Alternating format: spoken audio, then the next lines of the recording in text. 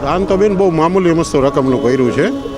અમે લોકોએ અમારી રીતે બનતા પ્રયાસમાં આપણે કરીએ છીએ અને પક્ષીઓને ચણ ગાયને ઘાસચારામાં ને એમાં એટલે પ્રયત્ન કર્યો છે અમે અમારી રીતે બંનેએ. બે ફ્રેન્ડ છીએ, અમે મિત્ર છીએ હિતેશભાઈના.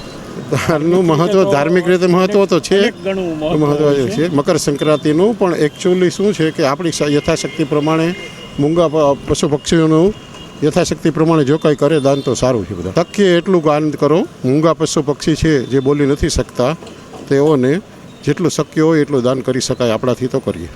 મારા મમ્મી એકવાર ત્યાં શ્રીજી ગૌશાળા પાસે સપ્તાહ બેઠી હતી, ત્યાં ગયા હતા ને ત્યારથી આ ડબલું લીધું હતું આખા વર્ષ માટે ભેગું કરવા માટે. અને આમાં નોટ ને સિક્કા બધું અમે ભેગું કરી આ પહેલ કરી છે. બાકી આની પહેલાં અમે ડાયરેક્ટ ફાળો લખાવી દેતા હતા. ડબલું આ વખતે પહેલી વાર લીધું છે. હા, બધે આ રીતે કરતા હોય છે કે ગૌશાળા અંજનોને બધાને આ દિવસે બહુ ફરજ સેવા કરવાનો મોકો મળે છે ખાસ. એટલે આમ તો ઘણા ટાઈમથી એવું લાગતું હતું આપણને, કેમ કે જે શહેરમાં ઘણા બધા એવા અંજનો લોકો છે કે બધા જે ગરીબ લોકો છે એ બધા માટે આ ખાસ સમય એવો છે કે આપણે કરી શકીએ આ કામ.